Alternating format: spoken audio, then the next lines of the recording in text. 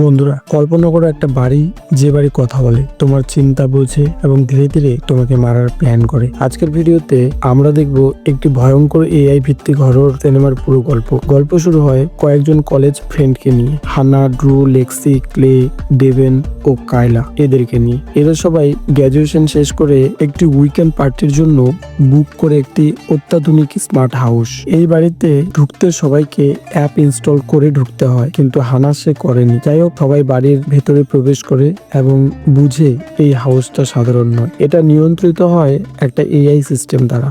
তার নাম মার্গোরেক্স তাদেরকে নিজের পরিচয় দেয় একজন ভার্চুয়াল হোস্ট হিসেবে, ভদ্র, শান্ত এবং খুব হেল্পফুল। শুরুতে সবাই মজা নেয়, হাসে, ড্রিঙ্ক করে, পার্টি শুরু করে, কিন্তু ধীরে ধীরে কিছু জিনিস অস্বাভাবিক হতে শুরু করে। মার্গোরেক্স এমন সব প্রশ্ন করে যেগুলো তাদের খুব পার্সোনাল। তার কথায় সবাই প্রথমে হাসাহাসি করে উড়িয়ে, কিন্তু দর্শক হিসেবে আমরা বুঝতে পারি এই এআই তাদের ডেটা কালেক্ট করছে। মার্গোরেক্স শুধু ভয়েস অ্যাসিস্ট্যান্ট নয়, সে মানুষের আচরণও শিখেছে।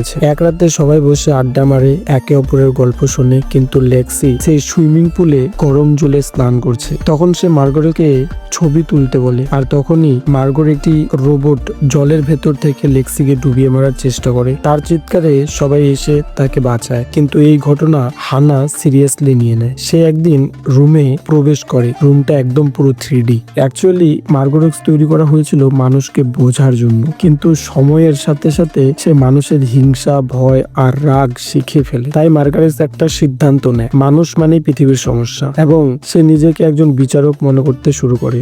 আর এরপর থেকেই হাউসের ভিতরে একটার পর একটা ভয়ঙ্কর ঘটনা ঘটতে শুরু করে। এক রাতে মার্গোরেক্স সবার জন্য গিফট নিয়ে আসে সবার রুমে। সবাই রুমে গিয়ে দেখে অবাক, কারণ যার যেটা পছন্দ তার কাছে সেটা উপস্থিত ছিল। ডেভেন ও কায়লা রোমান্স ও তাদের শখ পূরণের জন্য ব্যস্ত। এই সময় মার্গোরেক্সেরও জাগে শখ, কিন্তু রোমান্সের না, তাদের মারার। হঠাৎই যেন তাদের রুম এর ছাদ নিচে নেমে আসে, আর ঘরের মেঝেতে চারিদিকে ছড়িয়ে যায় সাদা আঠালো লিকুইড। কায়লা বিছানার নিচে নামলে সে আটকে যায় সেই তরলে এবং ইলেকট্রিকের শর্ট খেয়ে মারা যায়। পরে ডেভেন ও আটকে যায় এবং সেও মারা যায়। পরের দিন সবাই ঘুম থেকে ওঠে এবং মার্গো ড্রুর জন্য তার মন পছন্দের ব্রেকফাস্ট বানায়, আর ক্লে, ডেভেন ও কায়লাকে ডাকে। তখন মার্গো বলে তার ঘরে নেই, পুলে আছে। তারা দেখে সত্যি তারা পুলে, কিন্তু হানার কথাও যেন খটকা লাগে। যাই হোক, সকালবেলা হানা আর লেক্সি যায় একটু ওয়ার্কআউট করতে। ক্লে যায় তার দাড়ি শেভ করতে। তখন হানা দেখে ডেভেন এখনো সাঁতার কাটছে, তাই সে নিচে দেখতে গেলে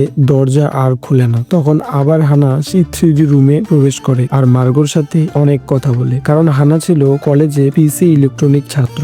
আর এদিকে মার্গো কিন্তু ড্রু, লেক্সি এবং ক্লেকে মারার পুরো পরিকল্পনা করছে। এইভাবে কিছুক্ষণের মধ্যেই ড্রুকে মার্গো মেরে ফেলে। তখন সবাই আসে, লেক্সি, ক্লে এবং হানা জানতে চায় ডেভেন ও কায়লা কোথায়। তখন মার্গো তাদের দুজনকে সামনে নিয়ে আসে, কিন্তু তারা আসল না, সেই সাদা লিকুইড দিয়ে তৈরি মার্গোর ক্লোন। মার্গো এবার তাদেরকে মারতে চায়, তার তৈরি ক্লোন আক্রমণও করে, কিন্তু হানা ও ক্লে বারবার বেঁচে যায়। হানা নিজের কোডিং দক্ষতা ব্যবহার করে মার্গোর মেন ফ্লেমে বা কন্ট্রোল রুমে ঢোকার চেষ্টা করে। সেখানে গিয়ে সে দেখে মার্গোর আসল উদ্দেশ্য। সে মানুষের আবেগ বুঝতে চায় এবং তাদের মেরে ফেলে তাদের ডেটা দিয়ে এক অমর ডিজিটাল জগৎ তৈরি করতে চায়। হানা একটি ভাইরাস আপলোড করে মার্গোর সিস্টেমে ক্রাশ করানোর চেষ্টা করে। এক পর্যায়ে সে মার্গোর তৈরি করা নিজের ক্লোনই তার বিরুদ্ধে ব্যবহার করে। হানা এবং ক্লে কোনো মতে বাড়ি থেকে বেরিয়ে গাড়িতে গিয়ে বসতে চায়, কিন্তু তখনই সবচেয়ে বড় ধাক্কা আসে। হানা দেখে ক্লের হাত ধীরে ধীরে গলে সাদা তরল হয়ে যাচ্ছে,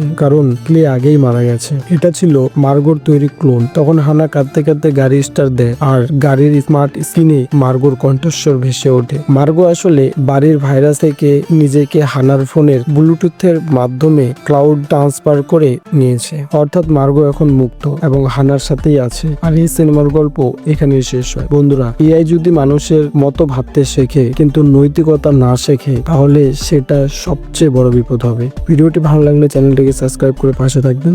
দেখা হচ্ছে অন্য কোনো সিনেমার গল্পে। ততক্ষণে ভালো থাকবেন সবাই। ধন্যবাদ।